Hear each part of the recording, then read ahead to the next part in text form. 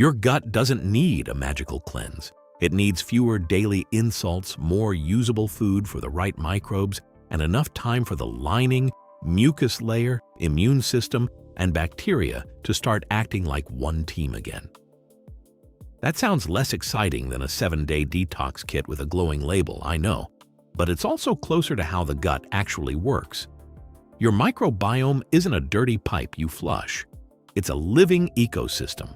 There are bacteria, fungi, viruses, immune cells, nerve endings, mucus, digestive enzymes, short-chain fatty acids, and a gut barrier that has to decide what gets through and what stays out. When people say gut repair, they're usually talking about all of that, even if they only notice bloating, cravings, constipation, reflux, brain fog, or weird reactions to foods they used to tolerate. The first mistake is trying to repair the gut by attacking it. People cut out 15 foods, add 10 supplements, drink aggressive herbal mixtures, then wonder why their stomach feels like it joined a small rebellion. The gut is sensitive to change. A damaged or irritated gut often needs a calmer pattern, not more chaos wearing a wellness hat. So the real guide starts with a boring but powerful question. What are you doing every day that keeps the gut inflamed, underfed, overstimulated, or confused? Because if those inputs stay the same, no probiotic capsule is going to march in like a tiny superhero and fix your entire internal neighborhood.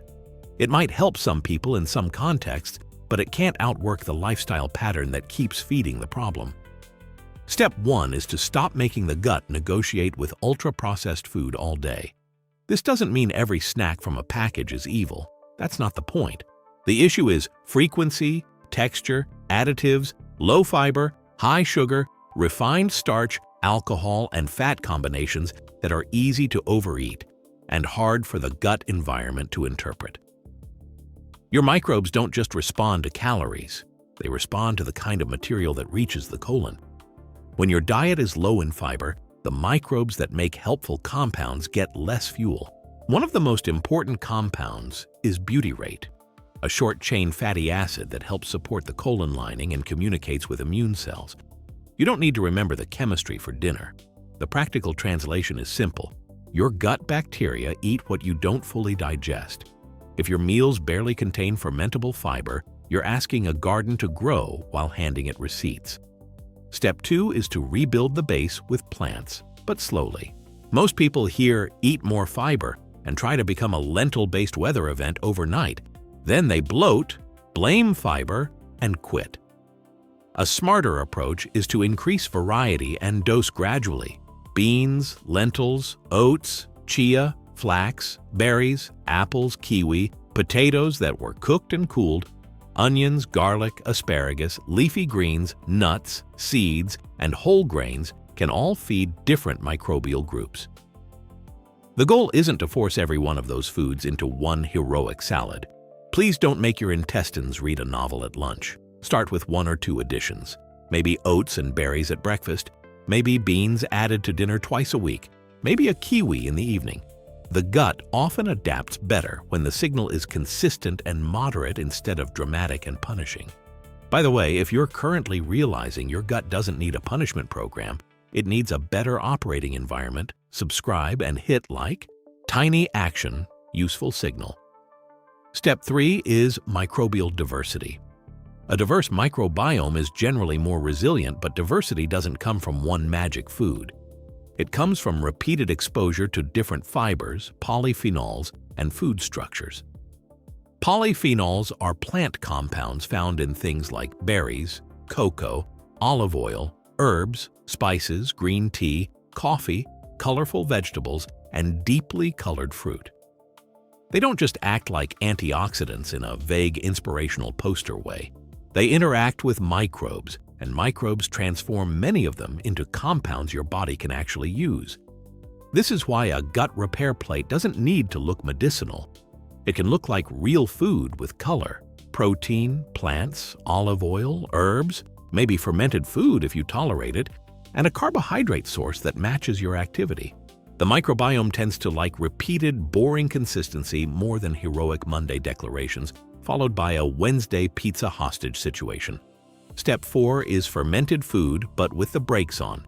Yogurt with live cultures, kefir, sauerkraut, kimchi, miso, tempeh, and some fermented vegetables can introduce microbes or microbial byproducts that may support gut ecology. Some studies suggest fermented foods can influence microbiome diversity and immune markers. But fermented food isn't automatically gentle. If you're sensitive to histamine, have severe bloating, active gut disease, or react strongly to fermented foods, forcing more kimchi isn't bravery. It's just spicy denial. Start tiny. A few spoonfuls of yogurt or kefir, a small serving of fermented vegetables, or one fermented food a few times a week. Watch the response. The gut repair mindset isn't more is always better. It's what dose gives me benefit without making my symptoms louder. Step 5 is to protect the gut barrier. Your intestinal lining is only one cell layer thick in many places, but it isn't fragile in the way internet fear makes it sound. It's dynamic. It renews. It communicates with immune cells. It has mucus, tight junctions, blood flow, and signals from microbes.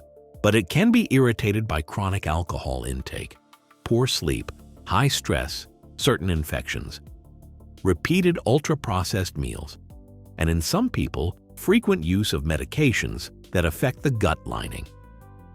That doesn't mean you should stop prescribed medication because a YouTube voice got poetic about mucus. Don't do that. It means gut repair should include the obvious inputs people skip because they aren't exotic enough to sell in a glass bottle. Alcohol less often. Sleep at a real hour. Stress downshifts after meals. Consistent meals. Fiber introduced gradually. A calmer gut usually comes from boring inputs repeated long enough for the tissue and microbes to trust the pattern. Step 6 is protein. People talk about gut repair like it's only fiber and probiotics, but the gut lining is made of living tissue.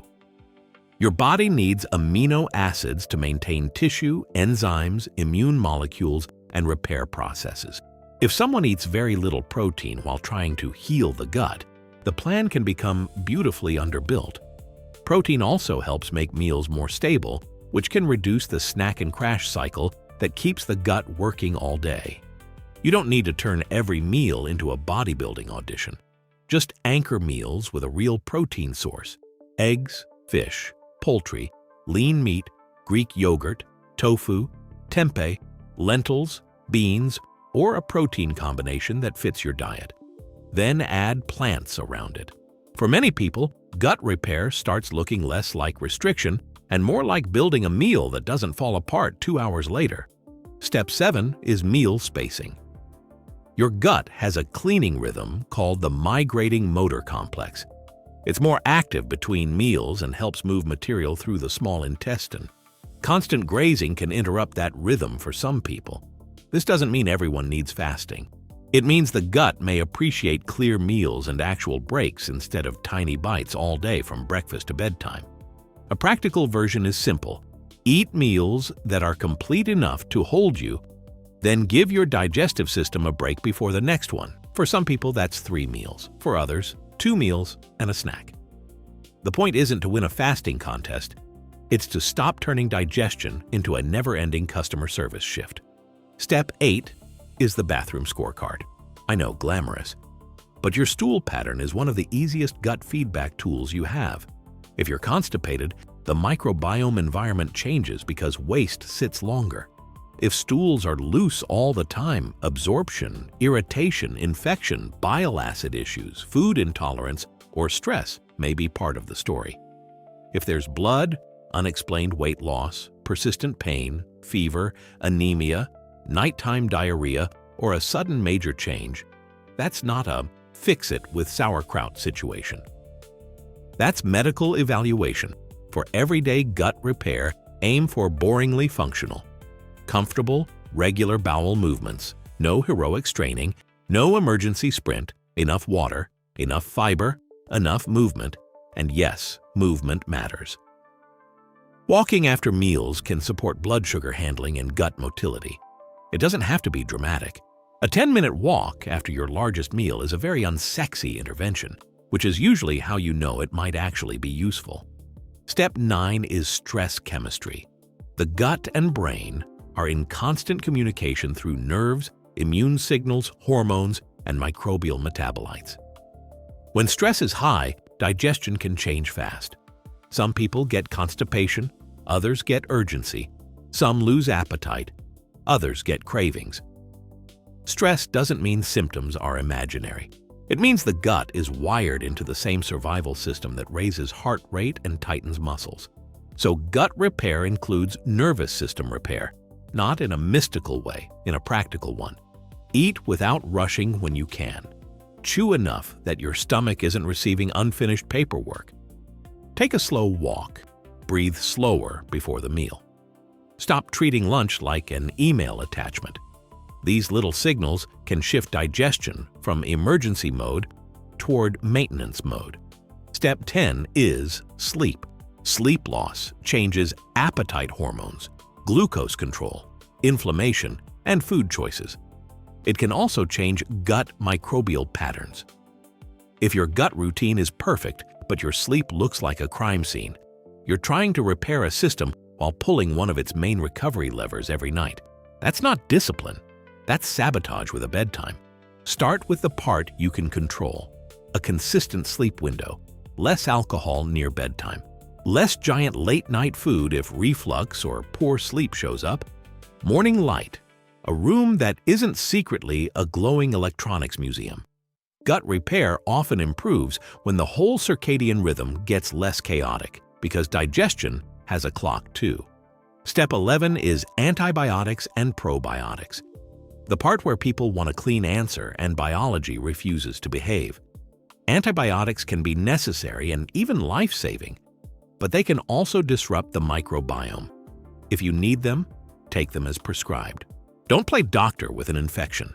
Afterward, rebuilding usually comes back to food diversity, fiber, fermented foods if tolerated, and time. Probiotics can help in some situations, like certain antibiotic-associated diarrhea contexts, but the effects depend on strain, dose, person, and problem. That's why Take a Probiotic isn't a complete gut repair plan. It's a possible tool, sometimes useful, sometimes neutral, sometimes poorly tolerated. The base is still the pattern: food quality, fiber progression, protein, sleep, stress, movement, hydration, and symptom tracking. A capsule can support a plan. It can't replace the plan. Step 12 is personalization. Your gut isn't your friend's gut. One person thrives on beans. Another needs to increase them slowly over months. One person loves kefir. Another gets symptoms from it. One person feels better with more whole grains. Another does better with potatoes, rice, fruit, and lower FODMAP vegetables for a while under guidance. This is why copying someone's perfect gut protocol can backfire. You didn't inherit their microbiome, their immune system, their stress load, or their bathroom history. Lucky you, probably. The best natural gut repair plan is a loop. Add one supportive input, watch the response, adjust the dose, keep what helps, remove what clearly hurts, and don't change 12 things at once. If you change everything at once, you won't know what worked. That's not a protocol. That's a confetti cannon fired into your digestive system. Here's a simple 30-day structure. In week 1, stop the obvious irritants you already know are obvious. Frequent alcohol, constant grazing, ultra-processed snacks all day, huge late meals if they wreck your sleep, and rushing every meal like the building is on fire. Add one daily walk after a meal. Add water consistently. Don't overhaul the entire pantry. Just remove the loudest static. In week 2, add fiber gently. One new plant food per day, or one fiber upgrade to a meal you already eat. Oats, berries, beans, lentils, vegetables, seeds, or whole grains. Keep portions modest. The gut adapts through repetition. If bloating rises a little, then settles, that's useful information. If symptoms explode, back down and go slower. In week 3, Add diversity. Different colors. Herbs, spices, olive oil, cocoa or berries if they fit. A fermented food in a small dose if you tolerate it. Your job isn't to eat like a nutrition textbook. Your job is to give your microbes different kinds of material often enough that the ecosystem has options. In week 4, tighten the rhythm. Consistent meal timing, enough protein, a real sleep routine, walks after meals, track stool, bloating, energy, cravings, and reactions. If things are improving, keep going. If red flags are present, get medical help. If symptoms are stubborn but not dangerous, consider working with a clinician or dietitian, especially for IBS, inflammatory bowel disease, celiac disease, SIBO, reflux, or food intolerance patterns. If you want more guides like this, subscribe and like the video before the algorithm decides your gut health should be explained by a man holding a green powder next to a waterfall. And tell me in the comments which part of gut repair you want next: bloating, constipation, probiotics, food intolerance, or meal timing. Pick the one your stomach has been dramatically hinting at. The big idea is simple. You restore the microbiome naturally by making the gut environment more livable. Less daily irritation, more fiber, but gradually. More plant variety, enough protein. Fermented foods only if they fit. Better sleep. Less stress during meals. More walking. Smarter tracking. And enough patience to let an ecosystem change at ecosystem speed. Your gut doesn't repair because you shocked it into obedience. It repairs when the inputs become consistent enough that the microbes, lining, immune system, and nervous system can stop arguing and start cooperating again.